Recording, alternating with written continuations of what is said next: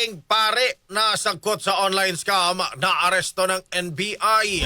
Kasama mo sa balita si Radyoman Joyce Adra. RNN Live Reports.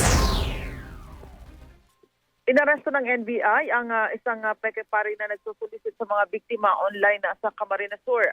Ang pagkakaaresto sa peking pare ay kasunod ng reklamo ng isang miyembro ng clergy kung saan ginamit ng suspect ang kanyang pangalan at larawan para makahingi ng donasyon. Agad na mga nagsagawa ng entrapment operation ng NBI kung saan naaresto ang suspect. Nabawi rin na mula sa kanya ang mark money at mobile device na ginagamit ito sa kanyang modus.